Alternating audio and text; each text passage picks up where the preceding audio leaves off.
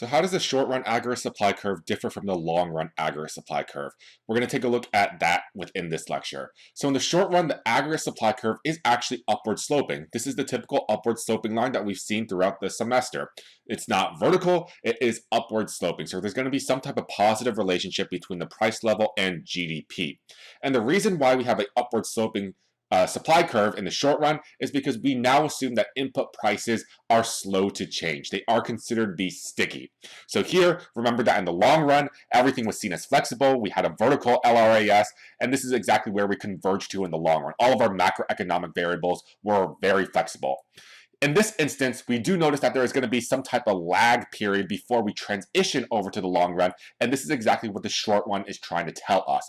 So our important macroeconomic variables, wages, interest rates, prices, they are all going to be very slow to change, and they are considered sticky now. No longer are they flexible.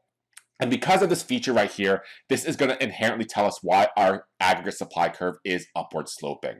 And the final point that we have right here is exactly talking about the transition process from the short run to the long run. It's probably one of the most complex things that we deal with within this particular chapter. So we're going to go ahead and break this down piece by piece. So let's go ahead and take a little bit more in-depth look at the short run aggregate supply curve. So here in the short run. Remember that in the short run, we're going to assume that at least one of our variables or one resource is slow to change. So assume that at least one resource is slow to change. One resource is slow to change. So here, it's going to be stuck just for a little bit before we transition over to our long run. And typically we notice that wages or some type of rents, so mortgage payments, wages, these are the things that are typically fixed in this instance. So essentially because of this feature right here, we do notice that our SRAS curve is upward sloping.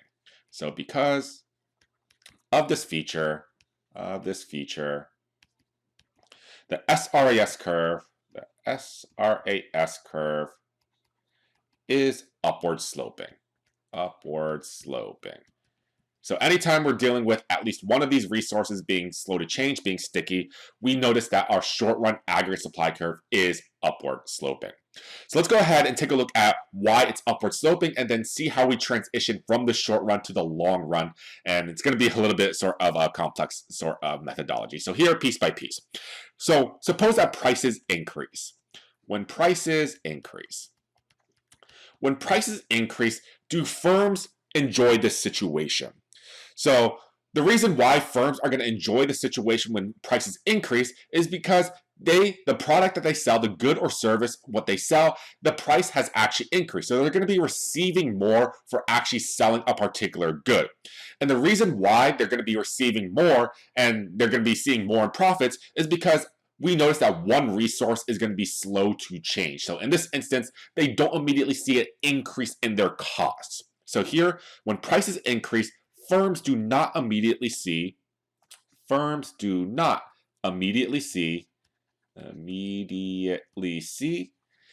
increase in wages or rents.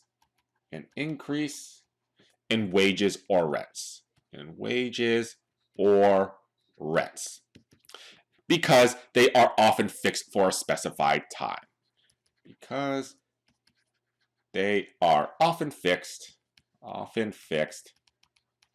For a specified term.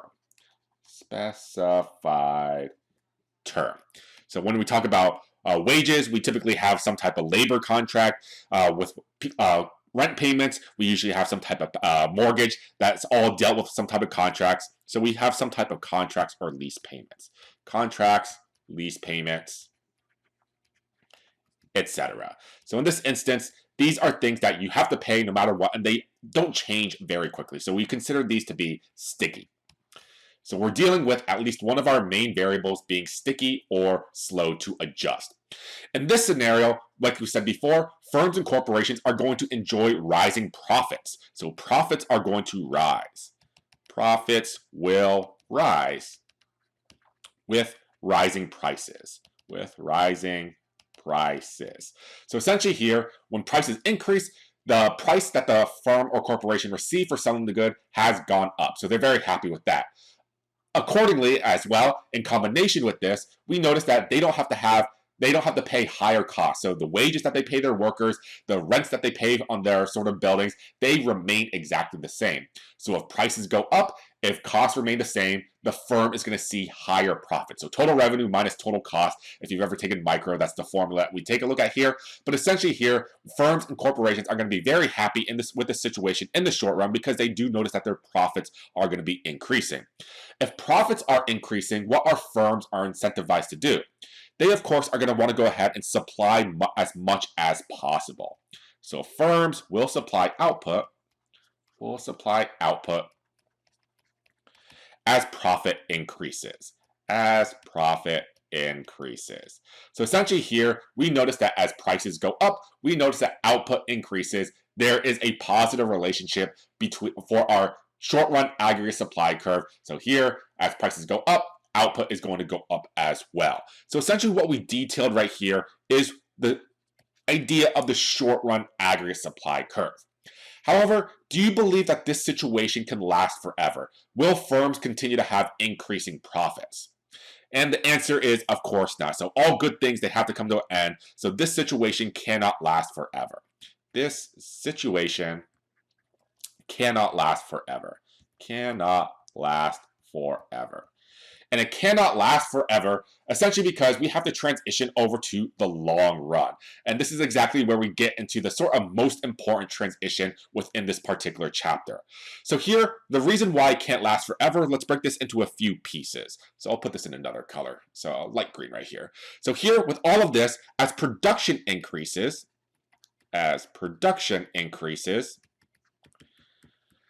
what do firms and corporations have to do? So if they want to keep on producing more, supplying more goods and services out into the marketplace, they're going to have to ramp up production, and in order to do so, they have to hire more workers. So as production increases, firms must start hiring more workers. And as they hire more workers, there's going to be sort of a twofold effect that we see right here. Number one, because they demand more workers, wages are going to have to go up as well. But current workers at the particular corporation or firm, they realize that, hey, prices have actually increased. So there's some type of inflation happening within the economy. If there's some type of inflation happening within the economy, their purchasing power is going down. So this is exactly where they go to their bosses, go to their employers and say, hey, I can't live like this anymore. I'm going to start asking for higher wages. I'm going to ask for a raise. So in this instance, we do notice that the firm is going to start to hire more workers and ask for raises due to higher prices. And current workers ask for raises due to higher prices. So essentially what we see right here, we're going to notice that, hey, there is actually some type of inflation happening in the short run, and now workers begin to realize that prices have increased, so they're going to start to ask for raises, ask for higher wages, and wages are eventually going to be pushed up as a result.